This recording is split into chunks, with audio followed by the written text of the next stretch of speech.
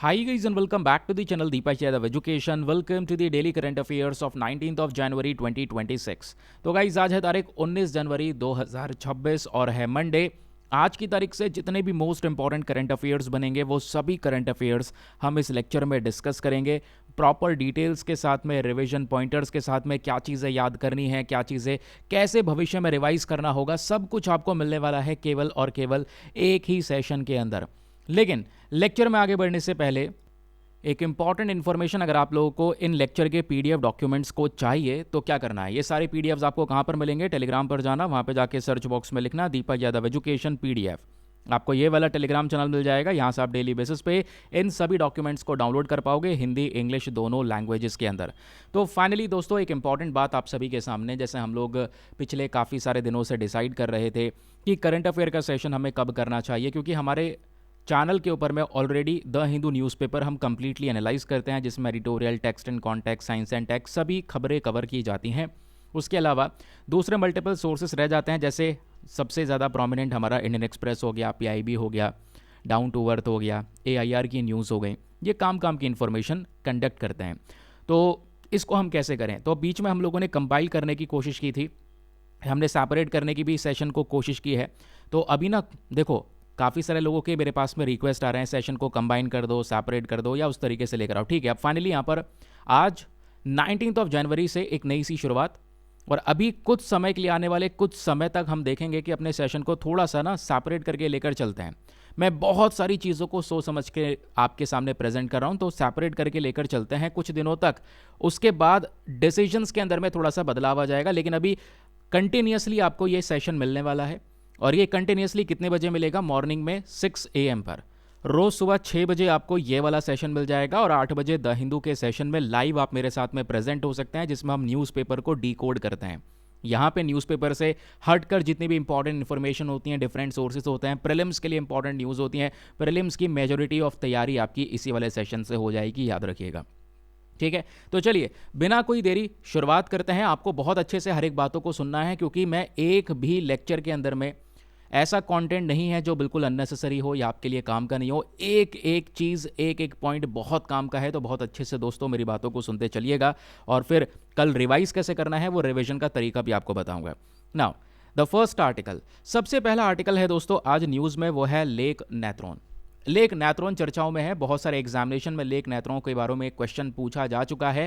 पहला सवाल ये है कि ये झील आखिरकार चर्चाओं में क्यों बनी है, न्यूज़ में क्यों बनी है? क्योंकि रिसेंटली लेक नैत्रोन को लेकर इंडियन एक्सप्रेस के एक्सप्लेनर पेज पर भी आर्टिकल छपा है, और भी आपको पीआईबी के अंदर आर्टिकल देखने को मिलेगा, और अक्सर आप देख पाओगे लेक नैत्रोन न्यूज़ में बनी रहती है। ऐसा क्यों?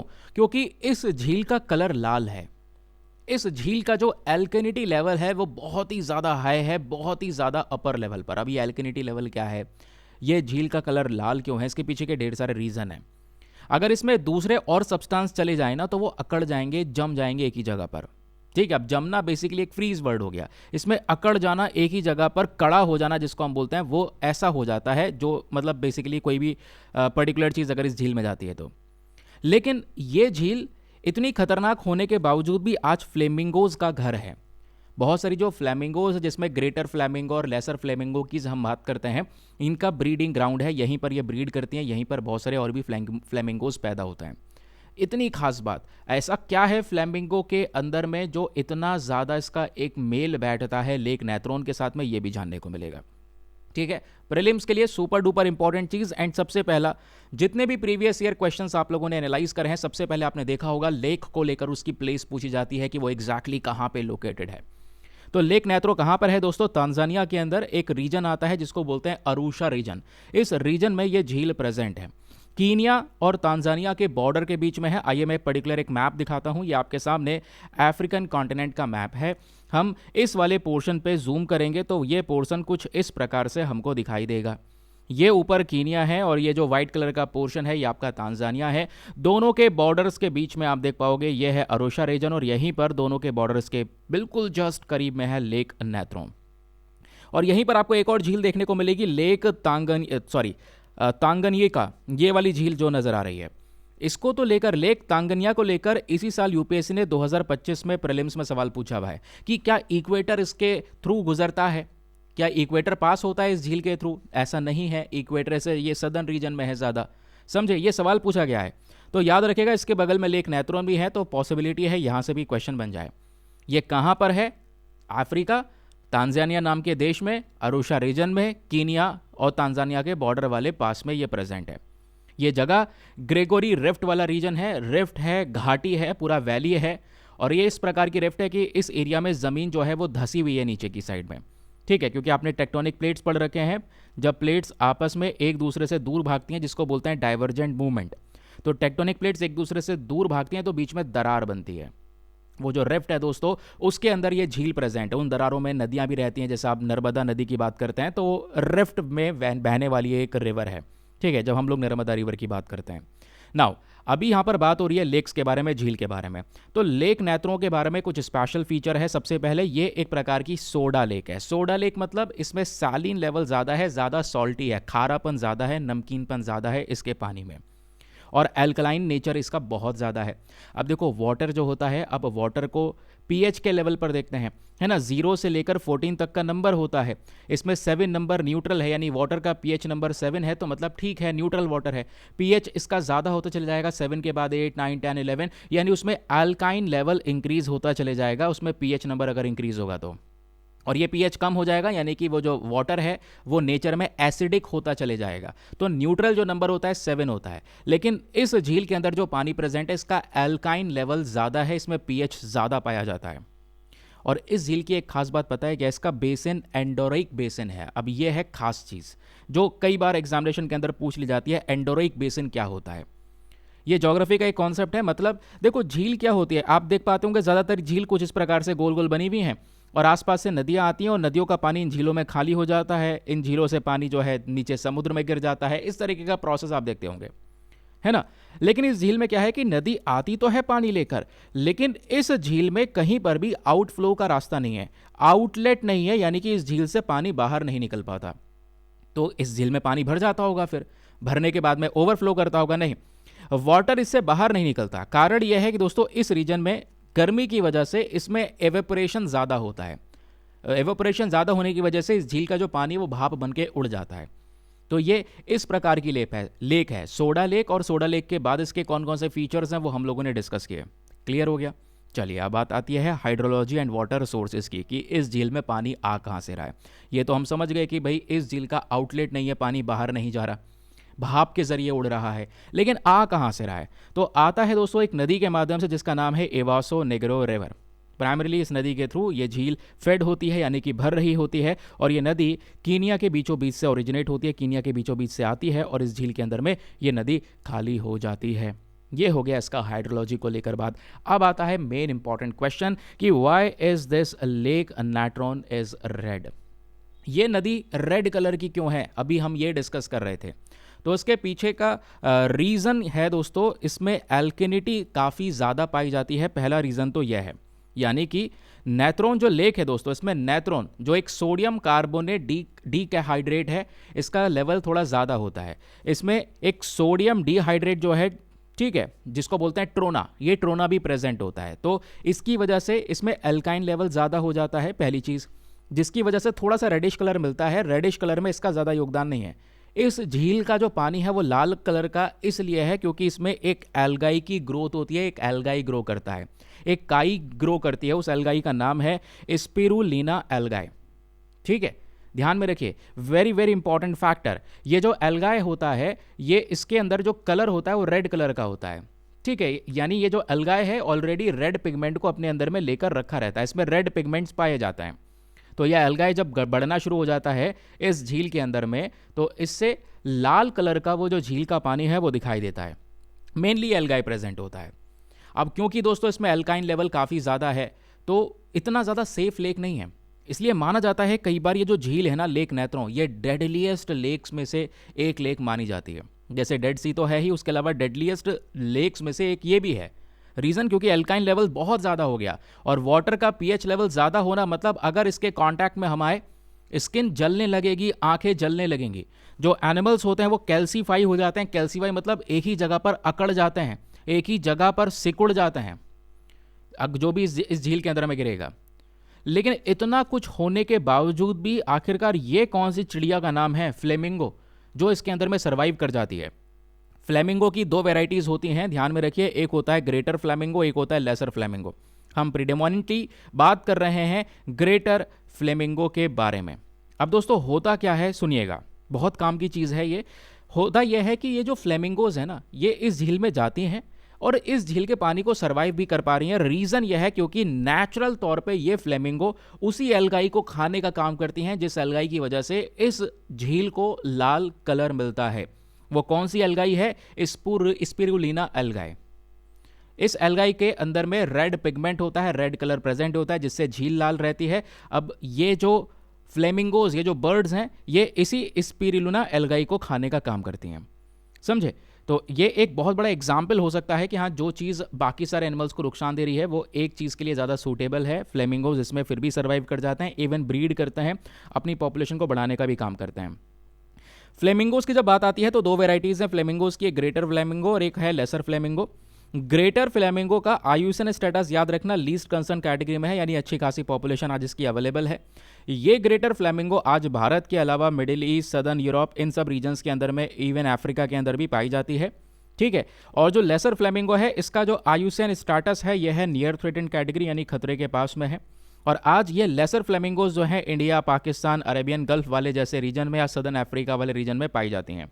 तो ये बात हो गई इनके बारे में। इनकी डाइट देखोगे तो अगेन एल्गाई, मोलस्कस, क्रूस्टेशियंस, इनको खाने का काम करती हैं ये बर्ड्स की स्पीशीज़।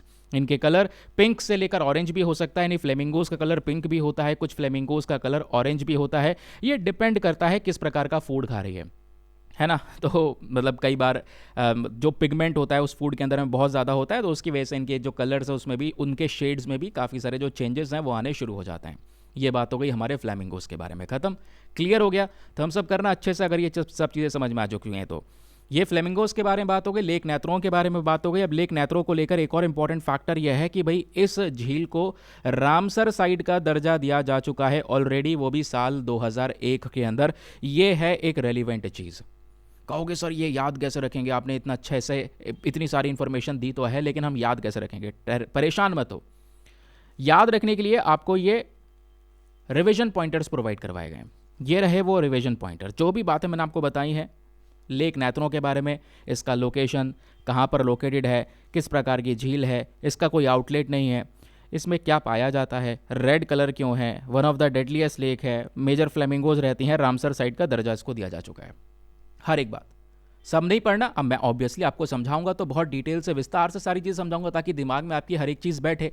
अब रिवाइज करने का काम आपका है, छोटे छोटे पैकेट्स बनाकर दिए गए, इसको कंज्यूम करना है। हिंदी इंग्लिश दोनों भाषाओं में पीडीएफ है, और पीडीएफ आपको पता है इसी टेलीग्राम ग्रुप में मिल जाएगा, Deepak Yadav education PDF. Jump करो फटाफट और ग्रुप को ज्वाइन कर लो, पीडीएफ आपको वहीं पर मिलेंगे।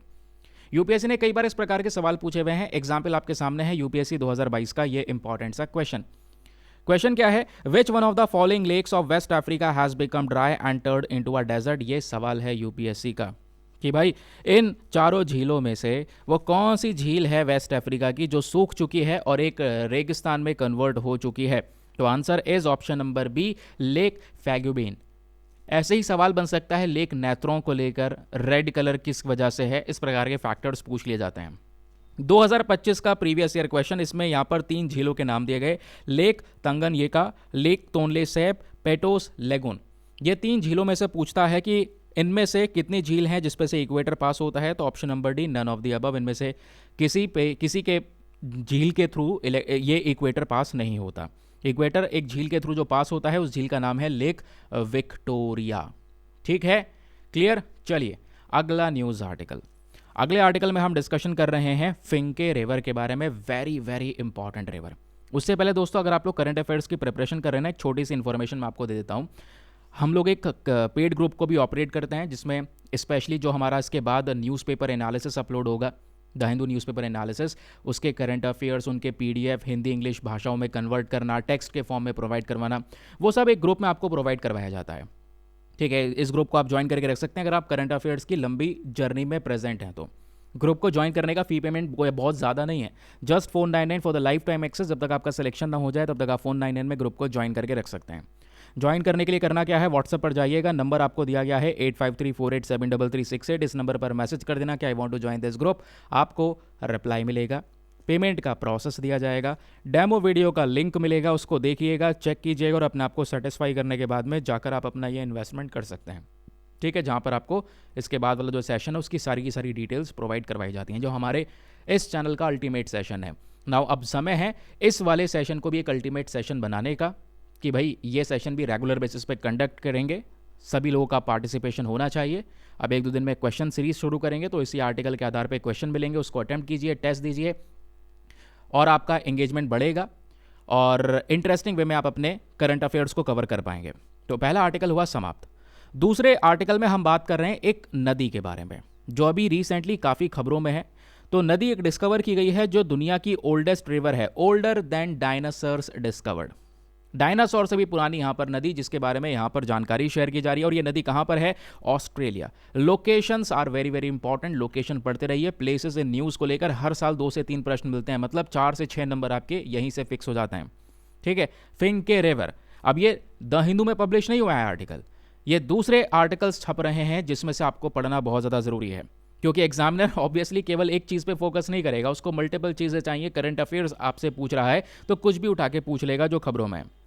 तो ये जो नदी है दोस्तों, ये दुनिया के ओल्डेस्ट रिवर सिस्टम में काउंट होती है, फिंके रिवर। ये इसका लोकेशन कहाँ पर है, तो लोकेशन है सेंट्रल ऑस्ट्रेलिया। वहाँ के लोकल लोग इसको, मतलब इस नदी को लारापिंता के नाम से भी जानते हैं। एग्जैक्ट अगर मैं आपको मैपिंग के अंदर में लोकेशन दिखाऊं तो यह है हमारा ऑस्ट्रेलिया। ऑस्ट्रेलिया का बीचों बीच में ये जो पोर्शन आपको दिख रहा है, यहीं पर ये जो झील ये जो बीचों बीच में पोर्शन आपको दिख रहा है, एक झील है जिसका नाम है लेक आयर। ये झील हो गई है ना, और यहीं पर दोस्तों आप देख पाओगे तो आसपास रीजन में ही हमारी एक नदी प्रेजेंट है। उस नदी को हम किस नाम से जानते हैं, फिंके रिवर के नाम से जानते हैं। अच्छा, वैसे ना मैंने आपका ये जो लगाया हुआ है, ये जो पोर्शन, ये इस झील की वजह से लगाया हुआ है ये फोटो। क्यों, क्योंकि यहाँ पर ये जो नदी आती है, ये नदी इसी लेक आयर के अंदर में खाली होती है, ध्यान रखिएगा। फिंके रिवर इसी झील के अंदर में खाली होती है। पहला इंपॉर्टेंट प्रीलिम्स के लिए फैक्ट जो पता होना चाहिए आपको। ठीक है, तो ओल्डेस्ट रिवर है पृथ्वी पे, ऐसा माना गया है, जिसको लेकर कुछ जानकारियां यहाँ पर दी गई हैं। अक्सर ये न्यूज़ में कभी कभी देखने को मिलता है, ये फिंके रिवर, तो पता होना चाहिए। तो फिंके रिवर एक प्रकार का इंटरमिटेंट रिवर है। अब देखो रिवर्स के टाइप होते हैं। इंटरमिटेंट रिवर को हम लोग जोग्राफिकल टर्म में बोलते हैं एफेमेरल रिवर। एफेमेरल रिवर कौन सी होती हैं, ये वो नदियाँ होती हैं जो बरसात के बाद बहती हैं, यानी बारिश पड़ी तब उसमें पानी आया, तब ये फ्लो करती रहेगी, और बाकी समय अगर बरसात नहीं पड़ी तो भाई वो नदी सूखी पड़ी रहेगी। ठीक है, ऐसा लगेगा जगह जगह पर पानी है, पानी के गड्ढे पड़े हुए हैं। ज़्यादातर ईयर में ऐसे ही, मतलब साल में ज़्यादातर ऐसे रूप में रहती है, जब बरसात ज़्यादा होती है तभी इसमें पानी चलता है। ऐसी नदियों को हम इंटरमिटेंट या फिर एफेमेरल रिवर के नाम से जानते हैं। ज़्यादातर ये सूखी रहती है, याद रखिएगा। ठीक है, ये एग्जैक्ट इसकी लोकेशन सेंट्रल ऑस्ट्रेलिया है। फ्लो पैटर्न हमने जाना, ये जो ये जो नदी है ये बहकर किस में खाली होती है, कौन सी झील में खाली होती है, लेक आयर के अंदर में खाली होती है, याद रखिएगा। ठीक है, क्लियर हो गया। अब इसको ओल्डेस्ट रिवर क्यों बोला गया है वर्ल्ड में, क्वेश्चन नंबर 1 जो काम का है। इसको ओल्डेस्ट रिवर बोलने के पीछे का रीज़न है कि यहाँ पे ना कुछ जियोलॉजिस्ट ने मिलकर रिसर्च किया, यहाँ की वेदरिंग प्रोफाइल्स करी गई, उसके अलावा जो यहाँ पे छोटे छोटे कंकड़ टुकड़े हैं उनके ऊपर रिसर्च किया गया, जियोलॉजिकल रिकॉर्ड्स को खोदा गया। तो उन सब रिकॉर्ड्स को देखने के बाद में कुछ एविडेंसेस हमको ये पता चले कि ये जो एरिया है या ये जो पर्टिकुलर रिवर है, ये कम से कम डेवोनियन पीरियड को बिलोंग करती है। डेवोनियन पीरियड मतलब 419 से लेकर 359 मिलियन ईयर्स एगो की बात हो रही है। इतने समय पूर्व यहाँ पर इसका एक एग्जिस्टेंस हुआ करता था, ऐसा यहाँ पे बोला जा रहा है। तो इसलिए इसको oldest river in the world कहा जा रहा है। ठीक है, अब परेशान मत होइए, क्योंकि जो बातें बताई हैं रिवाइज करने के लिए आपके लिए रिविजन पॉइंटर्स यहाँ पर दिए गए हैं। ये रहे रिविजन पॉइंटर कि ये झील कहाँ पर लोकेटेड है, कहाँ से बहती है ना। इसको वर्ल्ड का ओल्डेस्ट रिवर सिस्टम यहाँ पर कहा जाता है। और ये किस प्रकार की रिवर है, इज द मोस्ट इंपॉर्टेंट चीज़ यह है इंटरमिटेंट रिवर, यानी कि ज़्यादातर ईयर में इसमें जगह जगह पर पानी के गड्ढे रहते हैं। जब बरसात होती है तभी यहाँ पर यह नदी बहती है। ठीक, क्लियर हो गया। ये नदी कौन सी झील में खाली होती है, लेक आयर। और लेक आयर कहाँ पर है, ये ऑस्ट्रेलिया में है। रट लीजिएगा बहुत अच्छे से, काम काम के फैक्ट से मैं बोल रहा हूँ ना, ये सेशन प्रीलिम्स के लिए आपके लिए जानदार होने वाला है। अगला article GS paper number 3 environment के पॉइंट ऑफ व्यू से सिमिलीपल नेशनल पार्क के बारे में बात करने वाले हैं दोस्तों। एक्चुअली में हुआ क्या है, हम क्यों डिस्कस कर रहे हैं, रीज़न ये है, अभी कुछ दिनों पहले एक सबसे बड़ा क्रोकोडाइल सेंसस करा गया। जनगणना केवल इंसानों की नहीं हो रही है, ये जो काउंटिंग है, पॉपुलेशन काउंटिंग, ये जानवरों की भी होती है। तो इन मगरमच्छों की काउंटिंग की गई, जिसके बाद पता चला कि सिमिलीपल नेशनल पार्क के अंदर में क्रोकोडाइल की पॉपुलेशन पिछले कुछ समय में तेजी से बढ़ी है, जो ये दिखाता है कि हाँ, सिमिलीपल वाले रीजन में कंजर्वेशन एफर्ट्स को सही तरीके से अपनाया गया है, यानी प्रोटेक्शन करी गई है लंबे समय से इन पर्टिकुलर क्रोकोडाइल्स की, जिस वजह से यहाँ पर ये न्यूज़ में बने हुए हैं। समझे अच्छी तरीके से। तो सिमिलीपल नेशनल पार्क के बारे में क्या याद रखना, देखो कोई भी वाइल्ड लाइफ सेंचुरी न्यूज़ में है, कोई भी नेशनल पार्क न्यूज़ में है, कोई भी टाइगर रिजर्व न्यूज़ में है, पहली चीज़ जो दिमाग में बैठानी होती है वो होती है उसकी लोकेशन। मैं आपको तमाम प्रश्न दिखा सकता हूँ प्रीवियस ईयर के, जिसमें केवल और केवल लोकेशन ही पूछी गई है, अलग अलग तरीके से। कहीं पर डायरेक्ट पूछ लिया गया, कहीं पर मैचिंग करने के लिए दे दिया गया, कौन सा पेयर सही है, कौन सा पेयर गलत है वो लोकेशन को लेकर। तो सिमिलीपल नेशनल पार्क जिसको रिसेंटली यहाँ पर ये दर्जा मिला है, तो अभी क्या है, ये मयूरभंज डिस्ट्रिक्ट में प्रेजेंट है, ओडिशा के अंदर। पहली चीज़, इसको सिमिलीपल ये नाम कहाँ से पड़ा, सिल्क कॉटन ट्री यहाँ पर मिलते हैं इस जगह में, ये वाले पेड़ ज़्यादा प्रेजेंट है, जिस वजह से सिमिलीपल नेशनल पार्क इसका नाम रखा गया है। नाउ आज केवल और केवल ये नेशनल पार्क नहीं है, इसको बहुत सारी लेवल का प्रोटेक्शन दिया गया है। सिमिलीपल एक नेशनल पार्क भी है, वाइल्ड लाइफ सेंचुरी भी है, टाइगर रिजर्व भी है, बायोस्फीयर रिजर्व भी है, उसके अलावा यहाँ पे मयूरभंज एलिफेंट रिजर्व का हिस्सा भी है। यह है इसका एक बहुत बड़ा इंपॉर्टेंस। कहाँ पर है ये, ओडिशा वाले रीजन में है, डेक्कन पेनिनसुला वाला रीजन है। और इस सिमिलीपल नेशनल पार्क की जो खास बात है दोस्तों, खास बात पता है क्या है, यहाँ का जो बायोडाइवर्सिटी है, बायोडाइवर्सिटी मतलब यहाँ पे जो प्लांट्स और एनिमल्स की प्रजातियाँ पाई जाती हैं वो वेस्टर्न घाट्स, ईस्टर्न घाट्स और ईस्टर्न हिमालयन रीजन के मिक्सचर के थ्रू पाई जाती हैं। कहने का मतलब यह है, इन तीनों ही रीजन से बिलोंग की जाने वाली जो स्पीशीज़ हैं वो स्पीशीज़ इस सिमिलीपल नेशनल पार्क के अंदर हमको देखने को मिल जाती है। समझ गए ये बात, आई होप आपको ये क्लैरिटी मिल चुकी है। सिमिलीपल में जो हाईएस्ट चोटी है, सबसे ऊंची चोटी पहाड़ों में, वो है खैरीबुरु और साथ ही साथ में मेघासिनी। यहाँ पर एक बहुत फेमस वाटरफॉल मिलता है जिसको बोलते हैं बरहे पानी वाटरफॉल। ये माना जाता है इंडिया का वन ऑफ द हाईएस्ट है waterfall, one of the highest, जो सबसे हाईएस्ट वाटरफॉल्स हैं भारत में, उसमें से एक है बरहे पानी। और यहीं पर जोरंदा वाटरफॉल भी प्रेजेंट है, जिसको लेकर अलग अलग वनडे एग्जामिनेशन में क्वेश्चन पूछे जा चुके हैं। ठीक है, कुछ याद रखो मत रखो, लोकेशन एंड यहाँ पे जो वाटरफॉल्स हैं याद रखना।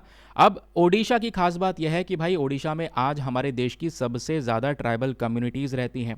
बहुत सारी पर्टिकुलरली वल्नरेबल ट्राइबल ग्रुप्स यानी पीवीटीजीज रहते हैं, जिसमें से आप देख पाओगे सिमिलीपल वाला रीजन के अंदर में कोल्हा, संथला, भतुड़ी, गोंदाज, इस प्रकार की जो ट्राइबल कम्युनिटीज़ है वो यहाँ पर रहती हैं। बाकी मैंने आपको बता ही दिया है, ये जो रीजन है यहाँ की जो बायोडाइवर्सिटी है, प्लांट्स और एनिमल्स की जो स्पीशीज़ हैं, वो स्पीशीज़ यहाँ पे वेस्टर्न घाट्स, ईस्टर्न घाट्स, उसके अलावा हमारा जो हिमालयन रीजन है वहाँ की मिक्स स्पीशीज़ देखने को मिल जाती हैं इस रीजन के अंदर में। इस सिमिलीपल में जो सबसे ज़्यादा पेड़ उग रहा है वो साल का है। साल एक डोमिनेंट ट्री स्पीशी यहाँ की मानी जाती है। जानवरों की बात करेंगे तो ये टाइगर, एलिफेंट और हील मिन्हा, हील मिन्हा की जब बात करते हैं तो ये जो हिल मिन्हा है ये बेसिकली एक बर्ड है, एक चिड़िया है, और ये ओडिशा की स्टेट बर्ड भी है, यानी ओडिशा की राज्य पक्षी आप इसको कह सकते हैं हिल मिन्हा को। ये इसी सिमिलीपल नेशनल पार्क में पाई जाती है। ठीक है, अब इसको छोड़ो, इसके बाद जो बात बताने वाला हूँ वो बहुत काम की है। पूरे भारत में, ध्यान रखना, पूरे भारत में सिमिलीपल इकलौता टाइगर रिजर्व है। कहोगे टाइगर रिजर्व, अभी तो आप कह रहे थे नेशनल पार्क, मैंने क्या बताया, सिमिलीपल को नेशनल पार्क का भी दर्जा मिल चुका है, टाइगर रिजर्व का भी दर्जा दिया जा चुका है ना, उसको अल्टीमेट प्रोटेक्शंस दिए जा चुके हैं इस प्रकार से, समझे। तो ये हमारे पूरे भारत का इकलौता टाइगर रिजर्व है जहां पर मेलेनिस्टिक टाइगर्स पाए जाते हैं, जिसको बोलते हैं ब्लैक टाइगर। ब्लैक टाइगर, काला कलर का टाइगर मिलता है, जबकि टाइगर की स्पीशीज कैसी होती हैं, दो कलर में ब्लैक कलर की स्ट्रिप्स होती हैं, बाकी यहां पर इसका येलोइश और ऑरेंज सा पार्ट दिखाई देता है। लेकिन मेलेनिस्टिक टाइगर्स वो होते हैं जिनके बॉडी में जो मेलानिन होता है वो बहुत ज़्यादा होने की वजह से इनकी स्ट्रिप्स बहुत चौड़ी चौड़ी हो जाती हैं, कई बार बहुत डार्क कलर की काली भी हो जाती हैं, तो वो कहलाते हैं मेलेनिस्टिक टाइगर्स। आई होप समझ चुके हो आप। ये हो गई सिमिलीपल के बारे में सारी इंपॉर्टेंट बात। सर रिवाइज कैसे करेंगे? ये रही लोकेशन, इसकी नेम किस पे रखा गया है, national park, tiger reserve, biosphere reserve, सभी चीज़ों का इसका दर्जा मिल चुका है। ठीक है, यहाँ का जो बायोडाइवर्सिटी है वो किस तरीके से, यहाँ पे सबसे ज़्यादा उगने वाला जो पेड़ है, फेमस वाटरफॉल, और इकलौता रिजर्व इंडिया का जिसमें मेलेनिस्टिक टाइगर्स मिलता है। ये हो गई दोस्तों हमारे रिवीजन पॉइंटर्स के बारे में डिस्कशन। याद रखना, बहुत हेल्प करेंगे रिवीजन पॉइंटर।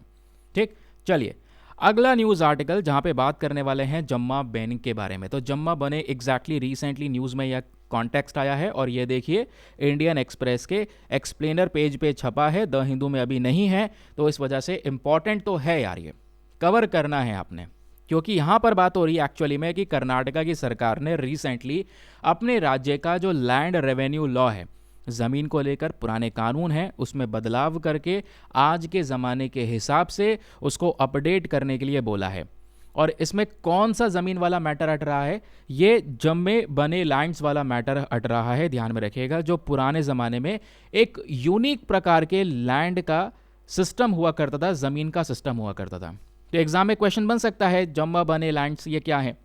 जम्मा मतलब होता है हेरिडेटरी, और ये जम्मा बने स्पेशली पुराने ज़माने की ज़मीन है, ट्रेडिशनल ज़मीन, जहाँ पर ज़मीन का जो अधिकार है, ज़मीन के राइट्स, ये परिवार के अंदर में एक व्यक्ति से दूसरे व्यक्ति के पास में ट्रांसफ़र होते रहते थे, यानी कि इनहेरिटेड राइट्स हुआ करते थे। याद रखिएगा, फैमिली में एक पीढ़ी से दूसरी पीढ़ी शिफ्ट हो रही है तो ये राइट्स भी उसी तरीके से फैमिली में बढ़ते रहते थे। कोई ऑफिशियल डॉक्यूमेंटेशन पेपर की ज़रूरत नहीं है, परिवार में ही आगे दूसरी पीढ़ी आ रही है, तीसरी पीढ़ी शुरू हो रही है, तो ये जो कह सकते हैं वो ज़मीन है वो उसी की ऑटोमेटिक होती चलेगी। ये ऐसा कॉन्सेप्ट है, ये सिस्टम बहुत यूनिक है, जो स्पेशली कोडागू यानी जो कूर्ग नाम की जगह है, ये यहाँ पे फॉलो किया जाता है, जो कर्नाटका के बाकी लैंड होल्डिंग सिस्टम से अलग है, जहाँ पर ऑफिशियल ओनरशिप वगैरह सब कुछ देखी जाती है। यहाँ पे ऑफिशियल ओनरशिप की बात नहीं हो रही है, फैमिली टू फैमिली ट्रांसफर करते चले जा रहे हैं, बस इस तरीके से देखता हुआ आ रहा है कि भाई हमारे पूर्वजों के पास में ज़मीन थी, अब हमारी है, आगे बात हमारी जो अगली पीढ़ी होगी उसकी हो जाएगी, इस तरीके से ट्रांसफर हो रहे हैं। ऑफिशियल ओनरशिप की यहाँ पर बात नहीं हो रही है। तो जम्मे बाने लैंड्स की जब हम बात करते हैं तो इसमें दो प्रकार की ज़मीन आती हैं। एक तो आता है वेटलैंड, जिसमें चावल वगैरह की खेती की जाती है, और दूसरे होते हैं हमारे फॉरेस्टेड हाईलैंड्स, ठीक है, जंगल वाले रीजन। अब होता क्या है दोस्तों, ऐतिहासिक तौर पे ये जो ज़मीन हुआ करती थी, ये ज़मीन जो कूर्ग के राजा हुआ करते थे उनके थ्रू दी जाती थी, बाद में अंग्रेज़ों के अंडर में आई। तो ये जो ज़मीन दी जाती थी ये लोकल कम्युनिटीज़ को दी जाती थी, लोकल लोगों को। क्यों? क्योंकि वो जो व्यक्ति हैं वो मिलिट्री सर्विस देते थे, लॉयल्टी के बेसिस पे उन लोगों को ये ज़मीन दी जाती थी, जिसको जम्मा बाने लैंड्स बोला गया। समझे? अब उन्हीं व्यक्ति के परिवार में ये ज़मीन एक पीढ़ी से दूसरे पीढ़ी में ट्रांसफ़र होती रहती थी। तो इसको डील कैसे करते थे? पुराने वाले कानून के हिसाब से। एक कानून 1899 का है, दूसरा है 1964 का। तो अब बोला जा रहा है भैया जो 1899 के थ्रू जम्मे बाने लैंड्स को पहले हम लोग ट्रीट कर रहे थे, अब यहाँ पर इसको 1964 के लॉ के तहत किया जाएगा, यानी नए कानून के अंडर में इन लैंड्स के मुद्दे को देखा जाएगा। क्योंकि इन जम्मे बाने लैंड्स के अंदर में एक सबसे बड़ी जो डिस्प्यूट है, सबसे बड़ी समस्या क्या है, वो है दोस्तों ओरिजिनल फर्स्ट होल्डर को खोजना, कि भैया पहला यहाँ पर इसका होल्डर कौन है, फर्स्ट व्यक्ति कौन है जिसको यहाँ पर ये ज़मीन पहले मिल चुकी थी। तो होता क्या है, जनरेशन टू जनरेशन शिफ्ट हो रही है, लेकिन ओनरशिप यहाँ पे क्या होती है, कभी भी पूरी तरह से ट्रांसफर या ओनरशिप अपडेट नहीं हो पा रही है। केवल मुंह बोला यहाँ पे हो रहा है कि हाँ नई पीढ़ी आएगी तो उसकी हो जाएगी, तो कोई ऑफिशियल टाइटल्स नहीं है। तो प्रॉब्लम कई बार आती है, वो ज़मीन जब बेची जाती है तो उसको बिकने में बहुत देरी डिफिकल्टी फेस करनी पड़ती है, उस पर लोन नहीं ले सकते, कंपनसेशन में दिक्कत आती है, बहुत समस्याएं आती हैं। तो हम चाह रहे हैं लैंड की एक रिकॉर्डेड डिटेल्स हो, इसलिए नए नियम के तहत यहाँ पर जितने भी ये लैंड रिकॉर्ड्स हैं इसको मॉडर्नाइज किया जाएगा। इसमें एक्चुअल ओनरशिप को दिखाया जाएगा कि ये पर्टिकुलर लैंड एग्जैक्टली किसको बिलोंग करता है, और अगर आगे परिवार में जाएगा तो ऑफिशियल तौर पर इसको आगे बढ़ाना होगा। समझे? तो इसलिए ये अमेंडमेंट मैटर करता है, ये यहाँ पे बोला गया है। तो इसमें ज़्यादा कुछ याद नहीं रखना, ये टर्म्स याद रखना है, खासकर जम्मा, इसका मतलब होता है हेरिडेटरी, तो प्लीज़ इसको याद रखिएगा, ठीक है। रिवीजन पॉइंटर्स आपको दिए गए हैं रिवाइज करने के लिए। अगला इंपॉर्टेंट और बहुत ही ज़्यादा शानदार सा आर्टिकल, बहुत ही ज़्यादा काम का आर्टिकल है। हम बात कर रहे हैं दो कैटल ब्रीड्स के बारे में, गाय की दो प्रजातियां, दो ब्रीड्स के बारे में डिस्कशन करेंगे। एक का नाम है वृंदावनी और दूसरे का नाम है करन फ्राइस। अब ये क्या है एक्चुअली में, इंडिया क्या करता है, हाई यील्डिंग गाय की वैरायटीज़ की रजिस्ट्रेशन करता है। तो अभी रिसेंटली दोस्तों यहाँ पे क्या हुआ है, इन दोनों गाय के नाम याद रखना, वृंदावनी और करण फ्राइज। इन दो गायों को देश की जो हाई ब्रीडिंग लिस्ट है उसमें रजिस्टर कर लिया गया है कि हाँ, ये देश की, हमारे देश को बिलोंग करने वाली हाई ब्रीडिंग काउज हैं, जो बहुत सारा मिल्क प्रोड्यूस कर सकती हैं, ये इनके अंदर में ताकत है। समझे? तो ये दो कैटल ब्रीड्स रजिस्टर हो चुकी हैं इंडिया की ऑफिशियल लिस्ट के अंदर में, ऑफिशियल कैटल लिस्ट के अंदर में, कि हाँ, भारत में ये एक रजिस्टर्ड काउ है। ठीक है, क्लियर हो गया। लेकिन अब सवाल यह है कि ये किस प्रकार की काउ है। तो ये कैटल ब्रीड्स दोस्तों सिंथेटिक कैटल ब्रीड्स हैं, ये खास बात है। सिंथेटिक मतलब इसमें क्रॉस ब्रीड करवाई गई है। क्रॉस ब्रीड मतलब दो अलग अलग गायों की ब्रीडिंग करवाने के बाद में ये गाय जन्म ली हैं, जो हमारे सामने, जिसके बारे में हमने डिस्कशन किया, वृंदावनी और दूसरी फ्राइज के बारे में। तो सिंथेटिक ब्रीड्स क्या होती हैं? जब दो अलग अलग ब्रीड्स की क्रॉस ब्रीडिंग करवाई जाती है। दो अलग अलग ब्रीड्स की ब्रीडिंग करवाने के बाद में जब यहां पर एक तीसरी गाय जन्म लेगी, तो यहां पर वो क्रॉस ब्रीडिंग के जरिए जन्म ले रही है। इसमें हम क्या फोकस करते हैं? हम ये फोकस करते हैं, देखो, एक गाय तो हम ये लेंगे जिसकी दूध देने की क्षमता बहुत ज्यादा है। एक तरफ गाय ले लिया, चाहे बाहर से कोई भी गाय उठा ली, काऊ उठा ली, जिसकी दूध देने की क्षमता बहुत ज्यादा है। और दूसरी तरफ हम एक इंडियन देसी काऊ को लेने वाले हैं, जो भारत के क्लाइमेट को झेल जाती है। भारत का क्लाइमेट, जो टेम्परेचर वगैरह है, इसको झेल सके, है ना। तो हम लोग उस प्रकार की काऊ को लेंगे।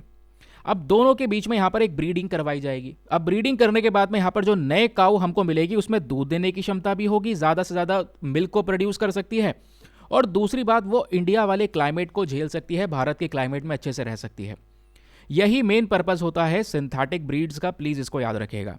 इसमें दो ब्रीड्स रिसेंटली रजिस्टर्ड करी गई हैं, एक है करण फ्राइज और दूसरी है यहां पर वृंदावनी।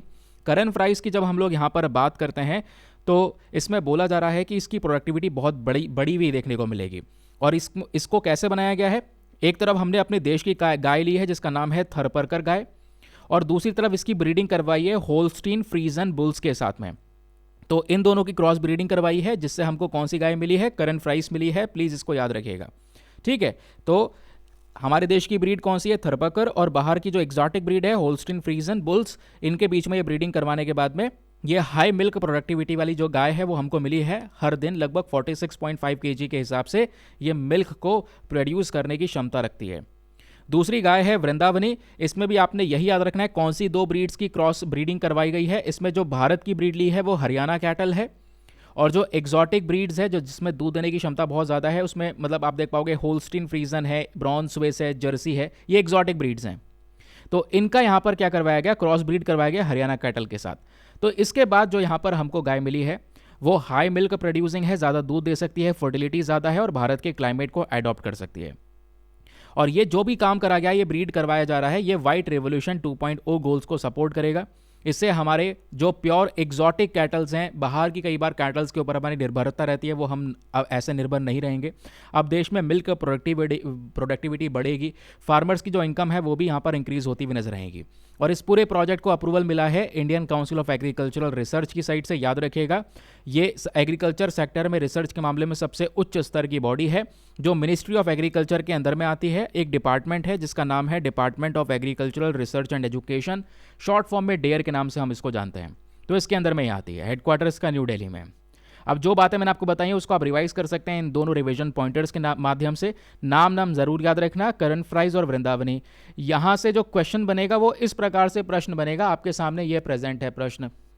क्वेश्चन यह है कि ये टर्म है करण फ्राइज एंड वृंदावनी, ये टर्म हाल ही में न्यूज में देखने को मिली है, ये टर्म किस चीज को रेफर करती है? तो option number A is the correct answer, कि भैया ये दोनों की दोनों टर्म कैटल ब्रीड्स को रेफर करती हैं। ठीक है, क्लियर हो गया। चलिए अगला न्यूज आर्टिकल। अगले आर्टिकल में वोएगर 1 के बारे में बात हो रही है। वोएगर 1 वेरी वेरी इंपॉर्टेंट। ये क्या है? पहला इंसान के थ्रू बनाया गया एक ऐसा ऑब्जेक्ट, एक ऐसा यंत्र जो स्पेस में आज अंतरिक्ष में सबसे दूर जा चुका है, बहुत दूर अंतरिक्ष में, लगभग 1 लाइट डे की दूरी पर है। ये 1 लाइट डे का मतलब आप समझ रहे हैं कि ये कितना किलोमीटर दूर है? ये हमारे सोलर सिस्टम को, सौर मंडल को क्रॉस कर चुका है, सूरज से भी यहां पर ये दूर जा चुका है। एक सेकंड रुकना, मैं आपको एक सीधा सीधा पहले टर्म बता दूं। ये वोएगर 1 कितनी दूर जा चुका है? ये 1 लाइट डे की दूरी पर है, यानी कि आप समझ जाओ ये हमारी पृथ्वी से 25.9 बिलियन किलोमीटर्स की दूरी पर जा चुका है। एक ऐसे डिस्टेंस को अचीव कर चुका है जैसा डिस्टेंस पहले भारत का या दुनिया का किसी भी यंत्र ने नहीं किया है। तो ये जो इंस्ट्रूमेंट है वॉयेगर 1, प्लीज़ इसको याद रखिएगा। ये टॉपिक आपका स्पेस से रिलेटेड है। रिसेंटली नासा ने इसके बारे में पब्लिश किया, जिस वजह से वॉयेगर 1 न्यूज़ में बना हुआ है। क्वेश्चन नंबर 1, वॉयेगर 1 है क्या? तो दोस्तों इस प्रकार का एक सिस्टम हम लोगों ने बनाया था, एक स्पेस क्राफ्ट जिसको कह सकते हैं, जिसका मेन पर्पस था अंतरिक्ष के बारे में ज़्यादा से ज़्यादा जानकारी देना। तो इसको जब पृथ्वी से छोड़ा गया था तो वो दिन था 5 सितंबर 1977, 1977। आज 50 साल लगभग यहाँ पर होते चले जा रहे हैं, ध्यान में रखिएगा 50 ईयर्स कंप्लीट होते चले जा रहे हैं इस मिशन को लॉन्च करे हुए। और ये इतना दूर जा चुका है कि हमारे अंतरिक्ष में सन को क्रॉस कर चुका है, पूरा सौर मंडल। ये आप देख रहे हैं, सन यहाँ पर है, अर्थ यहाँ पर है, पूरा सोलर सिस्टम क्रॉस कर दिया। सोलर सिस्टम के आसपास एक बबल आता है जिसको बोलते हैं हेलियोस्फीयर, और इस हेलियोस्फीयर के बारे में भी जानकारी इसी वॉयेगर 1 ने दी है। तो इस बबल को भी क्रॉस करके निकल चुका है ये वॉयेगर 1। और यहीं पर वॉयेगर 2 भी है। वॉयेगर 2 भी पास में ही आपको देखने को मिलेगा। ये भी मतलब आप कह सकते हैं कि 1977 में लॉन्च किया गया था। ठीक है, वॉयेगर 1 के बारे में याद रखिएगा कि अभी तक सबसे ज़्यादा दूरी पर कोई ह्यूमन का बनाया गया ऑब्जेक्ट है तो वो वॉयेगर 1 है। ये अंतरिक्ष में सबसे ज़्यादा गहराई में डीपेस्ट रीजन में जाकर आज रिसर्च कर रहा है। तो एक रोबोटिक स्पेस प्रोब है, रोबोटिक बेसिकली एक यंत्र कह सकते हैं, जो नासा ने बनाया, 1977 में लॉन्च किया वॉयेगर प्रोग्राम के तहत। इसका मेन पर्पस था अंतरिक्ष के बाहर अलग अलग प्लैनेट्स को एक्सप्लोर करना, अलग अलग प्लैनेट्स को के ऊपर रिसर्च करना। तो आज इंसान के थ्रू बनाया गया सबसे दूर पर कोई प्रोजेक्ट है तो वो वॉयेगर 1 है। इसका मेन पर्पस क्या था? बाहर के प्लैनेट्स को रिसर्च करना। तो जुपिटर के बारे में इस वॉयेगर 1 ने जानकारी दी। जब ये सोलर सिस्टम को क्रॉस कर रहा था धीरे धीरे, तो जुपिटर के पास से निकला। जब ये जुपिटर के पास से निकला तो जुपिटर के बारे में इसने जानकारी दी। सैटर्न के पास से निकला तो सैटर्न के बारे में जानकारी दी। जुपिटर के बारे में इसने क्या बताया? जब ये जुपिटर के पास से निकला तो इसने देखा कि जुपिटर के पास एक पतली सी छल्ला है, पतला सा रिंग है ना, और 2 नए चंद्रमा खोज के गया। एक का नाम है थेबे, दूसरे का नाम है मेटिस। ये जानकारी दे दी भाई इसने। फिर ये ऐसे ही आगे बढ़ता रहा सैटर्न के पास। ठीक है, मतलब सैटर्न को पहले भी देख लिया इसने। तो पहले सैटर्न को देखा, जुपिटर है, सैटर्न है, यूरेनस है, इन सबको यहाँ पर एक क्रॉस कर लगा। अब सैटर्न के पास जाता है तो सैटर्न के पास यहाँ पर क्या डिस्कवर किया? 5 नए प्रकार के चंद्रमा इसने डिस्कवर करे, 5 नए चंद्रमा। एक नया छल्ला डिस्कवर किया जिसको नाम दिया गया जी रिंग। फिर सैटर्न को क्रॉस करने के बाद में ये वॉयेगर 1 धीरे धीरे करके हमारे सौर मंडल यानी सोलर सिस्टम से बाहर निकल गया। आज सोलर सिस्टम से बाहर निकलते निकलते ये हेलियोस्फीयर को भी क्रॉस कर चुका है। हेलियोस्फीयर जो एक बहुत बड़े साइज का बबल है जो हमारा सोलर सिस्टम के आसपास देखने को मिलेगा। वॉयेगर 1 पहला स्पेसक्राफ्ट बना है जिसने हेलियोस्फीयर को क्रॉस किया है। समझे? क्लियर हो गया? 2012 में वॉयेगर 1 एक इंटरस्टेलर स्पेस में एंटर कर चुका था, जहां पे सूरज का जो इन्फ्लुएंस है वो कमज़ोर हो जाता है। तो अभी यह अंतरिक्ष की गहराई में धीरे धीरे वॉयेगर 1 चला जाता जा रहा है। आप ये देख पाएंगे। इस वॉयेगर 1 में इस पर्टिकुलर स्पेसक्राफ्ट में कौन कौन से इंस्ट्रूमेंट इस्तेमाल करे गए हैं, very very important for your prelims examination. इसमें पहला, दूसरा, तीसरा 3 प्रकार के इंस्ट्रूमेंट है। पहला है कॉस्मिक रे सब सिस्टम जो हाई एनर्जी पार्टिकल्स को स्टडी करता है। फिर है प्लाज्मा वेव सब सिस्टम जो प्लाज्मा डेंसिटी को एनालाइज करता है। फिर है infrared interferometer, spectrometer and radiometer जिसको आयरिस कहते हैं। ये टेम्परेचर और कॉम्पोजिशन को स्टडी करता है। ये वो पर्टिकुलर इंस्ट्रूमेंट्स देखने को मिलेंगे जो इंस्ट्रूमेंट्स इसके अंदर में इस्तेमाल करे गए हैं। ठीक है, ये बात हो गई दोस्तों वॉयेगर 1 के बारे में। एक्स्ट्रा ऑर्डिनरी मिशन है, एक ऐसा अनलिमिटेड वे पर जा चुका है जहां पे आज तक इंसान का बनाया हुआ कोई ऑब्जेक्ट नहीं गया। एग्जाम के लिए बहुत इंपॉर्टेंट रिवीजन पॉइंटर्स हैं कि भाई कब लॉन्च हुआ। जुपिटर सैटर्न के पास से गुजरा, जुपिटर के रिंग को डिस्कवर किया, थेबे मेटिस मून को डिस्कवर किया, सैटर्न के जी रिंग को डिस्कवर किया, 5 नए मून को डिस्कवर किया, पहला स्पेसक्राफ्ट बना जिसने हेलियोस्फीयर को क्रॉस किया, एंड क्या क्या चीज़ें अचीव करी ये देख लोगे। इंस्ट्रूमेंट्स ये हैं। रिवाइज करने के लिए ये रिवीजन पॉइंटर है, छोटे छोटे पैकेट्स बार बार बताता हूँ तो प्लीज़ इसको पढ़कर जाइएगा। चलिए अगला आर्टिकल बहुत ही ज़्यादा इंटरेस्टिंग एंड बहुत ही ज़्यादा इंपॉर्टेंट। हम यहाँ पर बात कर रहे हैं पफर फिश के बारे में, जिसके बारे में हमने थंबनेल भी लगा रखा है। पफर फिश, आप ये मछली देख रहे हैं, ये मछली कुछ ज़्यादा फूली से नहीं लग रही है। ज़्यादा खा लिया है क्या इसने? नहीं, अपने अंदर हवा भर ली है। इस मछली के अंदर में एक जहर पाया जाता है, वो जहर बन जाता है। तो पता है आज ज़्यादा से ज़्यादा अवेयरनेस फैलाने की ज़रूरत है, क्योंकि अगर कोई मछली खा रहा है और ये मछली अगर यहाँ पर खा लेता है एक इंसान, तो उसकी जान जा सकती है, इसके अंदर जहर है। इसको बोलते हैं पफर फिश। हम क्यों डिस्कस कर रहे हैं? क्योंकि टाइम्स ऑफ इंडिया में आर्टिकल छपता है, भारत में पहला केस निकल कर आया है पफर फिश पॉइजनिंग का। पहला केस कि हाँ इस पफर फिश की वजह से किसी व्यक्ति में जहर पहुंचा। तो आज ये अटेंशन देना होगा, लोगों में अवेयरनेस बतानी होगी इसके बारे में कि हाँ भाई ये जो पफर फिश है इसमें एक टॉक्सिन पाया जाता है, थोड़ा सा ध्यान रखें जब यहां पर फिश का कंजम्पशन किया जाए। तो ये पफर फिश होती क्या है, आइए जरा इसको समझते हैं। ये जानी जाती है अपने यूनिक सिस्टम की वजह से। इसका जो शेप है ना इस पूरे मछली का, ये एक बॉल की तरह है, बॉल लाइक शेप, कांटे कांटे से दिख रहे हैं लेकिन बॉल जैसा शेप है। और इसके कुछ और भी लोकल नेम है, जिसमें इसको हम टोड फिश भी कहते हैं, पतका फिश भी कहते हैं, बलून फिश भी कहते हैं। इवन जापान के अंदर में इसको फुगू कहा जाता है, गुब्बारे की तरह फुगू कहा जाता है। अब इसमें हैबिटेट और इसकी इकोलॉजी को देखेंगे तो ये बहुत काम का है। ये कहाँ कहाँ पे पाया जाता है? तो याद रखिएगा ये जो मछली है ये समुद्र की गहराई में पाई जाती है, क्योंकि एक ऐसी प्रजाति होती है जिसको हम बोलते हैं ज्योग्राफी में बेंथिक स्पीशी, सॉरी एनवायरमेंट में बेंथिक स्पीशी। बेंथिक मतलब जो समुद्र में या वाटर बॉडीज में बिल्कुल बॉटम में रहती हो, तो उसी बॉटम के पास में रहती है ये पफर फिश। क्या ये पफर फिश भारत में पाई जाती है? बिल्कुल पाई जाती है। कहाँ कहाँ पर? भारत में स्पेशली वेस्टर्न घाट्स में पाई जाती है। उसके अलावा गंगा, ब्रह्मपुत्र, महानदी में ये मछलियाँ पाई जाती हैं, उनके बॉटम वाले रीजन में। लेकिन पफर फिश जहाँ जहाँ पर मिल जाए वहाँ समझ जाना कि वहाँ पे पानी साफ है, क्योंकि बहुत सारी ये जो पफर फिश को साफ पानी में रहना पसंद है, हेल्दी रिवर इकोसिस्टम में रहना पसंद है। तो ये इंडिकेटर है कि हाँ साफ एनवायरमेंट है वहाँ पर जहाँ जहाँ पे पफर फिश है, समझे। लेकिन होता यह है कि जो ये पफर फिश है ये बहुत तेज़ी से पानी को अपने शरीर में इंजेस्ट कर लेती है या हवा को अपने अंदर ले लेती है, जिससे कि यहाँ पर ये मछली अपने आप को फूला हुआ दिखाती है, इन्फ्लेटेड दिखाती है। एक गोला सा शेप यहाँ पर इसका हो जाता है, जिसकी वजह से कई बार मतलब ये क्यों करती है, ऐसा स्ट्रक्चर ले लेती है अपने आप को, ये फुला के रख लेती है, ऐसा क्यों? ताकि दूसरी मछली इसको खा ना सके।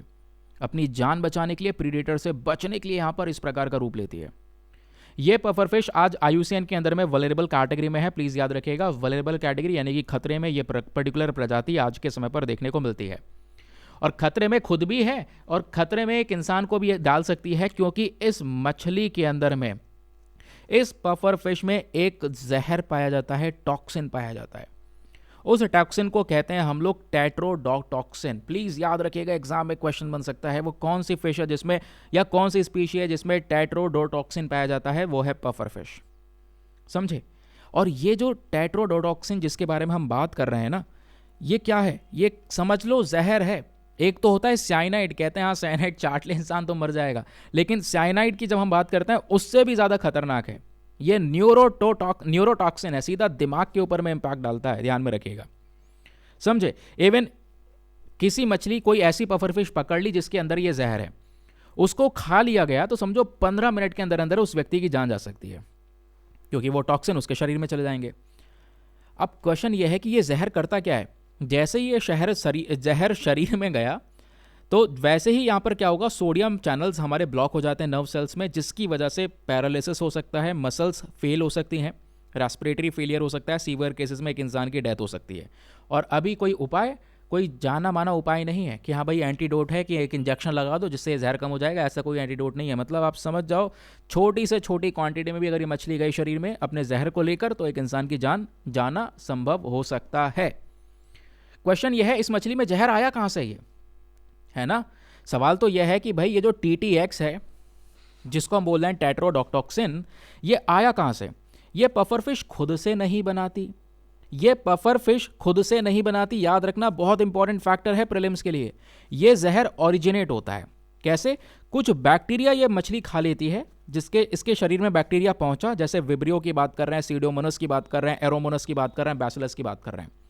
तो ये बैक्टीरिया इस मछली के अंदर गया, जिसकी वजह से एक सिम्बायोटिक रिलेशंस के बेसिस पे इन बैक्टीरिया की वजह से ही क्या होता है, यानी इस मछली का, इस बैक्टीरिया का एक कॉम्बिनेशन बैठता है, इसके इंटरेक्शन की वजह से एक जहर प्रोड्यूस होता है, जिसको बोलते हैं हम लोग, क्या बोलते हैं, टेट्रोडोटॉक्सिन, समझे। तो ये केस बहुत ही ज़्यादा इंपॉर्टेंट, बहुत ही ज़्यादा सिग्निफिकेंट है, क्योंकि छोटे बेसिस पे भी अगर इसको कंज्यूम कर लिया जाए, एक इंसान की जान जाने की चांसेस बढ़ जाती है। इसमें पब्लिक अवेयरनेस फैलाने की ज़रूरत है, लोगों के अंदर में जागरूकता होनी चाहिए, पहचानने की ज़रूरत है कि कौन कौन सी जो फ़िश की स्पीशीज़ हैं ज़्यादा खतरनाक हो सकती हैं। आई होप आपको ये क्लैरिटी मिली है। मज़ा आया है या नहीं सेशन में बताइएगा।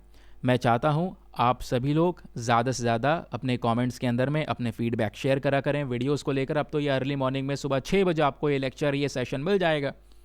उसके बाद सीधा 8 बजे, अभी याद रखना थोड़ी देर में मिलने वाले हैं हम लोग न्यूज़पेपर द हिंदू डिस्कशन में। तो द हिंदू एनालिसिस भी अपलोड हुआ है इस चैनल पे, उसको देख लेना, वो आपके लिए सुपर डुपर इंपॉर्टेंट है। बहुत कुछ सिखा के जाएगा, बहुत कुछ आपका कवर करवाएगा।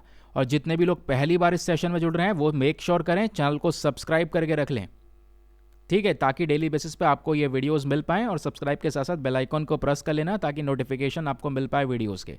चलिए फिर मिलते हैं नेक्स्ट वीडियो में। आज के लिए bye bye, have a nice day, thank you and जय हिंद।